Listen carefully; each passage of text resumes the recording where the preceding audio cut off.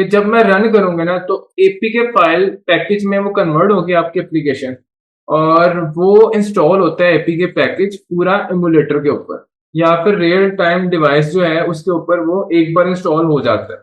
उस वो तब तक डिलीट नहीं होगा जब तक आप खुद अनइंस्टॉल एप्लीकेशन नहीं करते, वो इंस्टॉल ही रहेगा। सही है। तो चाहे आपको बार बार रन करने की जरूरत नहीं है, एक बार आपने कर दिया ना तो वो एप्लीकेशन आपके मोबाइल में ही रहेगी जब तक आप अनइंस्टॉल नहीं करोगे। सही है। तो लेट्स सी एपीके को मजीद देख लेते हैं एक बार फिर। तो मैंने कहा था तीन हिस्सों में ये डिवाइड होगा। क्या है? पहला हिस्सा है डॉट डेक्स फाइल। तो जब एंड्रॉयड का कोड कन्वर्ट होता है ना तो डॉट डेक्स में कन्वर्ट होता है। अभी हम इसका आर्किटेक्चर और जो कन्वर्ट कैसे करता है ये फाइल्स वो सारा सीखेंगे। ठीक है। कंपाइल कैसे होता है इसका कोड वो सारा सीखेंगे जब कोड में जाएंगे, अभी फिलहाल नहीं सीख रहे। अगली फाइल होती है मैनिफेस्ट। मैनिफेस्ट बताती है कि इस एप्लीकेशन में क्या क्या रिसोर्सेज और एक्टिविटीज या स्क्रीन अवेलेबल है, परमिशंस कौन कौन से रिक्वायर्ड है, वो सारी शो करेगा।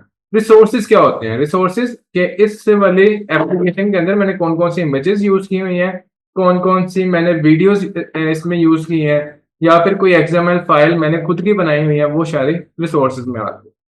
तो एक्सएमएल होता क्या है? लास्ट टाइम भी हमने थोड़ा सा देखा था, मैंने इसलिए इसे फिर से डाल दिया ताकि रिवाइज हो जाए।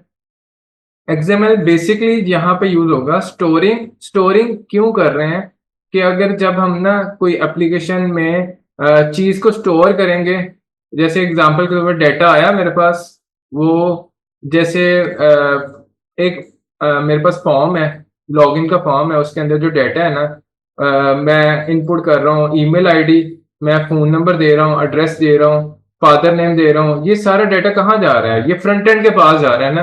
तो एक्सएमएल क्या करेगा? स्टोरिंग भी करेगा और उस डेटा को ना बाद में ट्रांसफर करके ना कहाँ पे भेज देगा? जावा की फाइल को। बाद में वो जो आपने कोड शोड जो भी बैक एंड में लिखना है कि उस डेटा को मैंने वेरीफाई करके फिर लॉगिन करवाना है, तो वो आप डिसाइड कोड में करोगे, लेकिन एक्सएमएल का काम है पहले स्टोर करना फिर ट्रांसफर कर देना। सही है। तो ये एक्सएमएल इसलिए यूज होता है। XML is a markup language, जैसे एचटीएमएल में होता है टैग्स बने होंगे यहाँ पे।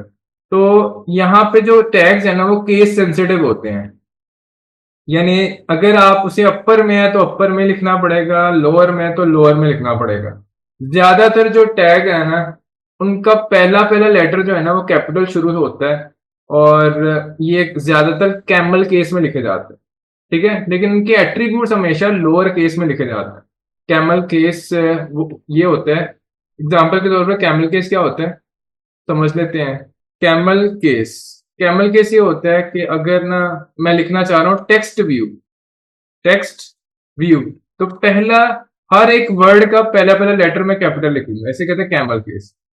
कैमल केस में हमेशा टैग का नाम जो होगा ना, tag name always start with camel case. तो जब जब आपका टैग का नाम शुरू होगा वो हमेशा इस तरह कैमल केस में होगा। एट्रीब्यूट्स, जो इसके एट्रीब्यूट्स होंगे ना वो हमेशा लोअर केस में होंगे, लोअर केस हमेशा। जैसे एग्जांपल के तौर पर टेक्स्ट व्यू है तो उसके अंदर मेरे पास टेक्स्ट होगा, तो टेक्स्ट को एडिट करना मेरे पास अगर मैंने अलाइंड करना है तो लिखूंगा अलाइंड। सही है।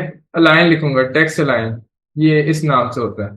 ठीक है। और जब दो वर्ड आ जाए ना तो उसके दरमियान में अंडरस्कोर होगा, जब जब मेरे पास ये एट्रीब्यूट्स आएंगे। दो वर्ड्स का बना हो तो उसके दरमियान अंडरस्कोर होगा। जैसे लेआउट, सेंटर लेआउट, तो अगर मैं लिखूंगा सेंटर लेआउट या ग्रेविटी लेआउट, ग्रेविटी लेआउट, इस तरह की चीज लिखूंगा ना तो देखें दो वर्ड के दरमियान अंडरस्कोर आ जाएगा। सही है। तो ये चीजें ना आगे जाके यूज होंगी, इसलिए मैं थोड़ा सा हिंट दे रहा हूँ आपको। तो we create XML layout in Android and later आप alter them using Java और Kotlin लॉजिक। एक चीज यहाँ पे कंफर्म होगी कि जो डिजाइन बनाऊंगा ना उसमें जावा या Kotlin की लॉजिक से चेंज भी कर सकता हूँ। यानी एनिमेशन कोई परफॉर्म करनी है, आपने बटन लगाया होगा तो जैसे वो बटन प्रेस हो ना तो एनिमेशन बाउंस करना शुरू हो जाए, तो ये या उसका कलर चेंज हो जाए, उसका साइज छोटा, स्केल अप स्केल डाउन हो जाए, कुछ इस तरह की लॉजिक जो लगानी है वो जावा में ही लगेगी। Resources are the additional files और static content an application needs such as animation, colour और लेआउट और मेन्यूज, ये सारी चीजें रिसोर्सेज में आती हैं। इमेजेस भी, इवन इमेजेस भी। सही है। यहाँ पे व्यू की जो बात है, व्यू क्या होता है? टेक्स्ट, इमेजेस, बटन और मेरा प्रोग्रेस बार है, वो मेरा सारे की सारी चीजें व्यू होती हैं। सही है। इसको फिलहाल मैं लास्ट टाइम पढ़ लिया था, मैं जरा क्विकली व्यू करा रहा हूँ। व्यू ग्रुप क्या होता है? व्यू ग्रुप वो होता है जिसके ऊपर आप इमेज लगाते हो। एग्जाम्पल के तौर पे, तो फॉर एग्जाम्पल ये सॉन्ग 1 है, इसका इमेज है, फिर नीचे लिखा हो उसकी डिस्क्रिप्शन। तो डिस्क्रिप्शन जो सॉन्ग के बारे में है, या फिर आर्टिस्ट आर्टिस्ट का नेम है, वो नीचे लिखा हुआ है। सही है। आगे लिखा हो फॉर एग्जाम्पल उसका ना पाथ, ठीक है, जो भी सॉन्ग का पाथ है या उसका फर्दर उसका जो पाथ है वो यहाँ पे आ रहा हो। कुछ ऐसी मैं लिस्ट मल्टीपल बनाना चाह रहा हूँ। ये तो एक हो गया ना। इसी तरह की चीजें मैं मल्टीपल बनाना चाह रहा हूँ, तो वो एक लिस्ट की फॉर्म में आएगा। तो वो जो लिस्ट है ना, उसको हम पता क्या बोलेंगे? इस लिस्ट को पता क्या बोलेंगे? हम इस लिस्ट को बोलेंगे कि फॉर एग्जाम्पल इस तरह से लिस्ट बनी हुई है, एक के नीचे दूसरी है, दूसरा सॉन्ग है, तीसरा सॉन्ग है, चौथा सॉन्ग है। इस पूरे को कहते हैं लिस्ट। सही है। और लिस्ट के अंदर जो चीजें लगी हुई है ना, इनको बोलते हैं व्यूज। जैसे ये टेक्स्ट है, इनको व्यूज बोलेंगे। इमेज व्यू है, पाथ ये व्यू है, सारी चीजें व्यू है।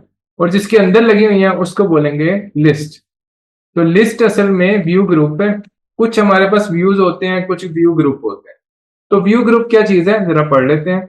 ये इनविजिबल कंटेनर होते हैं, एक ऐसा कंटेनर जिसमें बहुत सारी चीजें आप डाल सकते हो। इसमें व्यू ग्रुप भी आ सकते हैं, मल्टीपल व्यूज भी आ सकते हैं। दोनों चीजें आप उस कंटेनर में डाल सकते हो। तो लेट्स सी कौन कौन से ऐसे हो सकते हैं। जैसे लिस्ट अभी हमने बना के देखा, लिस्ट में कौन सी चीजें मैंने डाली थी? इमेज डाली थी, टेक्स्ट डाला था, ये भी टेक्स्ट था। तो काफी चीजें जो मैंने डाली, ये सारी चीजें लिस्ट में आ रही हैं।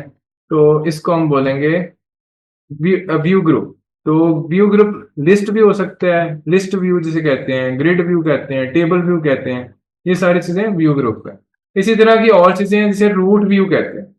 तीन चीजें सिर्फ मैं बता रहा हूँ, व्यू है, व्यू ग्रुप है और रूट व्यू। रूट व्यू क्या होता है?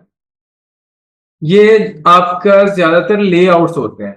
जो famous famous layout commonly use होते हैं उनको मैं बताता हूँ। Linear layout, relative layout, frame layout, constraint layout, ज्यादातर ये यूज होते हैं आपके। उसी तरह आपके पास कार्ड लेआउट भी होता है, ठीक है, वो भी यूज होता है। बहुत सारी चीजें हैं जो कॉमन है, वो मैंने लिख दी। लीनियर में क्या होता है? जब मैं बहुत सारी चीजें इसमें डालूंगा ना, तो ये सिंगल डायरेक्शन में आगे बढ़ती है, सिक्वेंशियल जिसे बोलते हैं। ठीक है। या तो ये वर्टिकल हो गई या हॉरिजॉन्टल हो गई। जैसे एग्जांपल के तौर पे मैं कोई भी इसमें चीजें ऐड करूंगा ना, तो इस तरह जैसे सॉन्ग 1 लिखा हुआ है, फिर डिस्क्रिप्शन लिखा हुआ है, ये सारी चीजें वर्टिकली नजर आ रही हैं। अगर मैं इसे हॉरिजॉन्टल बनाता ना, जैसे इमेज के साथ ये जो चीज है ये इसके हॉरिजॉन्टल है, लेकिन यहां से इस टेक्स्ट को कंपेयर करो तो ये आपस में वर्टिकल है। सही है। अभी प्रैक्टिकली इन्हें करके भी देखेंगे। रिलेटिव में क्या होता है? एक चाइल्ड के अकॉर्डिंगली दूसरे चाइल्ड की पोजीशन सेट की जाती है, यानी उसके रिलेटिव ये लेफ्ट में पड़ा होगा या राइट में पड़ा होगा। सही है। ये होता है रिलेटिव। रिलेटिव में ओवरलैपिंग भी होती है कि एक के ऊपर दूसरा भी लगा सकते हो, दूसरा इमेज एक के ऊपर आ सकता है, ओवरलैपिंग जिसे कहते हैं। फ्रेम लेआउट ये होता है, ज्यादातर हम इसे फ्रेगमेंट्स के लिए बनाते हैं। एक स्क्रीन को अगर स्प्लिट करना हो दो या दो से ज्यादा व्यूज के अंदर, तो उसे उसके लिए हम फ्रेम लेआउट यूज करते हैं। सही हो गया। कॉन्स्ट्रेंट लेआउट ये होता है, ये ज्यादातर कॉन्स्ट्रेंट लेआउट यूज होता है for drag and drop. Drag and drop जब हम करेंगे तो इसके ऊपर चले जाएंगे, कॉन्स्ट्रेंट के ऊपर। ठीक है। इसमें क्या होता है, आप जब जब कोई विजेट विजेट या व्यू, एक ही चीज के दो नाम है। तो जब जब मैं विजेट या व्यू लगाऊंगा, जैसे टेक्स्ट मैंने लगाया, तो कॉन्स्ट्रेंट में उसकी सेट कर दूंगा कि ये भाई लेफ्ट से इतनी दूर होना चाहिए, राइट से इतनी दूर होना चाहिए, इसके इससे विजेट के बॉटम में होना चाहिए, इसके जो है अपर जो है राइट कॉर्नर में होना चाहिए। ऐसी चीजें मैं कॉन्स्ट्रेंट से सेट करूंगा। लेट्स सी के और हमारे पास क्या चीज है, व्हाट इज XML/NS। ये हमारे पास आखिरी चीज है जिसे हमें पढ़ना है, फिर हम मूव कर जाएंगे कोडिंग की तरफ, डिजाइनिंग की तरफ। तो XML/NS क्या होता है? ये असल में एक नेम स्पेस है XML की, जहां पे सारे के सारे नेम स्पेसेस, जो एंड्रॉयड की नेम स्पेस हमने यूज करनी है ना, जिसके अंदर सारे टैग्स डिफाइन है, लेआउट व्यूज सारे डिफाइन है, उस नेम स्पेस को एक्सेस करने के लिए हमें ये यूआरएल यूज करना पड़ेगा। सही है। इसी के अंदर इसकी नेम स्पेस डिफाइन है, और इसको आप खुद की नेम स्पेस भी बना सकते हो। ऐसा नहीं है कि सिर्फ हम बने बनाए यूज करेंगे, हम अपनी नेम स्पेस भी बना सकते हैं, खुद के व्यूज भी बना बना सकते हैं। वो भी चीजें वो आते हैं मटेरियल डिजाइनिंग के अंदर। सही है। तो ये जो चीज है ना, इसके लिए इंटरनेट रिक्वायर्ड होगा।